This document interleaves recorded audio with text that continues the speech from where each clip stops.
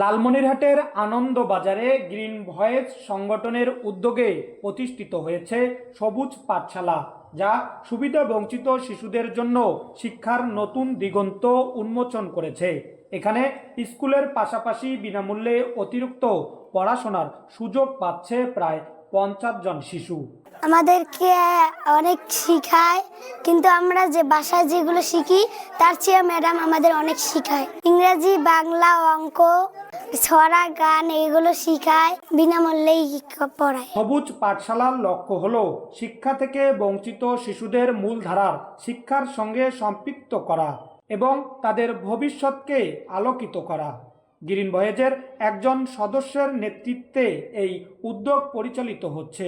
তাদের আন্তরিক প্রচেষ্টায় শিশুরা পাঠশালায় আনন্দ নিয়ে পড়াশোনা করছেন, তাদের দক্ষতার বিকাশে এগিয়ে যাচ্ছেন। বাসা যেটা পড়ি তার চেয়ে যে বেশি পড়ালেখা এটা তার জন্য আসি।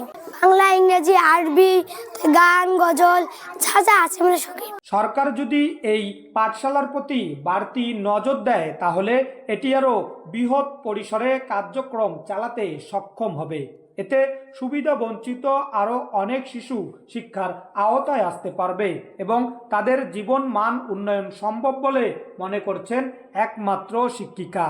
এখানে তো মাঝে মধ্যে বাচ্চাদের অনেকে এসে বই, খাতা, কলম এবং বিভিন্ন খাবার দেয়। যে আজকে যেমন গ্রিন ভয়েস থেকে তাদের পোশাক দেয়া হইলো, এর আগেও কিছু জামা কাপড় দেওয়া হয়েছিল।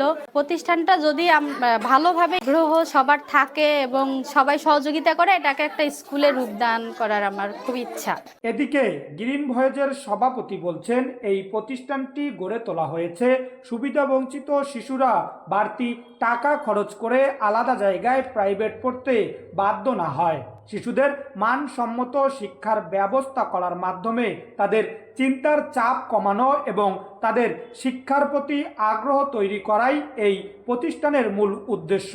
গ্রিন ভয়েসের দ্বারা পরিচালিত সবুজ পাঠশালা, এটা মূলত সুবিধাবঞ্চিত শিশুদেরকে নিয়ে দীর্ঘদিন থেকে পরিচালনা করে আসছি। আমাদের মূল কাজ হচ্ছে যে যারা অর্থের অভাবে পড়াশোনা করতে পারে না, অর্থাৎ যে শিশুগুলা বিভিন্ন প্রতিষ্ঠানে প্রাতিষ্ঠানিক শিক্ষা গ্রহণ করে কিন্তু প্রাইভেট যে সিস্টেম রয়েছে, অর্থাৎ যেটাকে আমরা বলে থাকি হচ্ছে টিউশনি করানো, এই টিউশনি যেন টিউশনি করাতে যেন ভুগতে না হয়, এর জন্য আমরা ফ্রিতে আমাদের একজন স্বেচ্ছাসেবীর মাধ্যমে প্রতিদিন বিকাল 3টা থেকে 5টা পর্যন্ত আমাদের এই কার্যক্রম পরিচালনা করে আসছি। মহসিন ইসলাম শাওন, বাংলা ভিশন ডিজিটাল, লালমনিরহাট।